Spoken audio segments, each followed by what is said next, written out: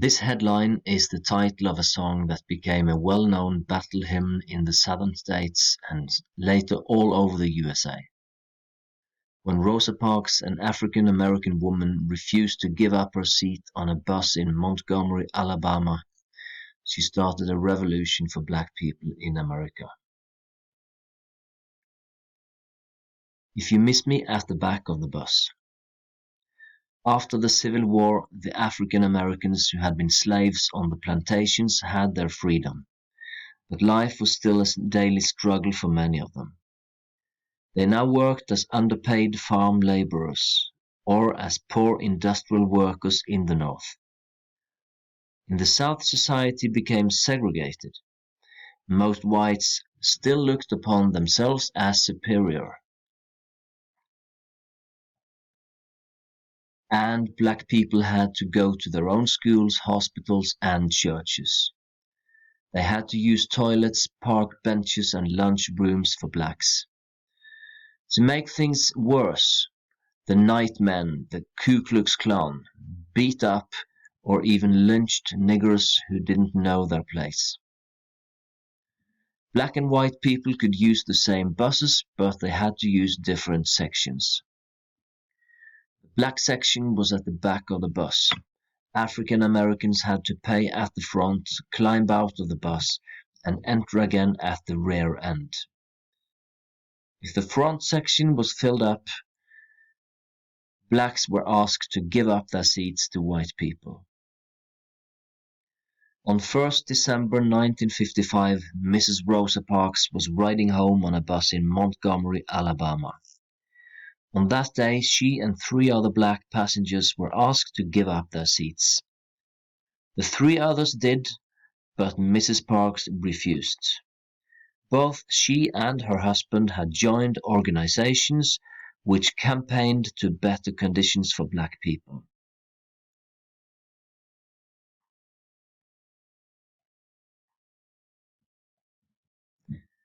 The bus driver swore at her and left the bus.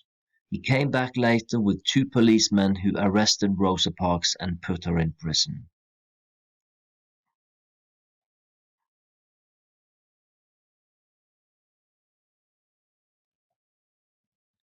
Her friends bailed her out, but she was to be tried in court later. Many Blacks and some whites too were angered by this incident.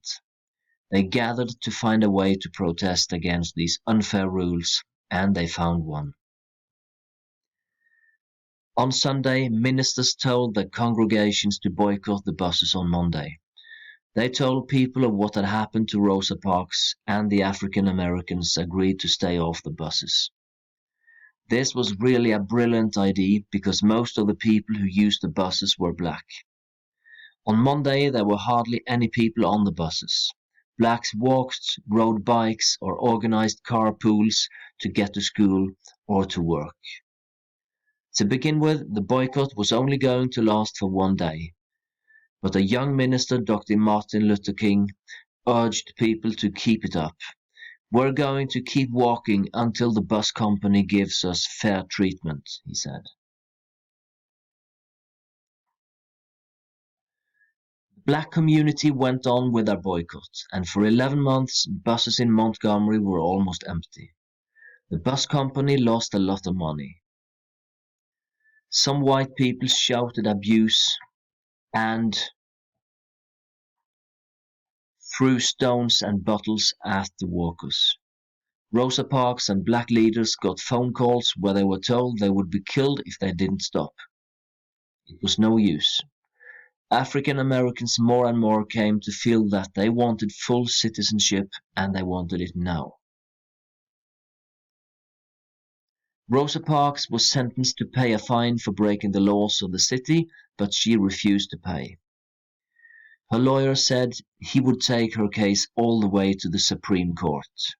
He managed to do so, and in November 1956, the Supreme Court ruled that having Black and white sections on buses was against the Constitution of the USA. Blacks could sit wherever they wished. This was a great achievement for African Americans. Of course, they were proud and happy, but they knew they had a long way to go on their road to true freedom. For example, schools and colleges were still segregated. The movement of equal rights for black people in the 50s and 60s is called the Civil Rights Movement. Most people remember names like Martin Luther King and President John F. Kennedy, but Rosa Parks was the person who started it all and became the mother of the movement. When she died in 2005, many people showed their respect and admiration for this brave woman. Even if the marches and demonstrations in the 60s were a big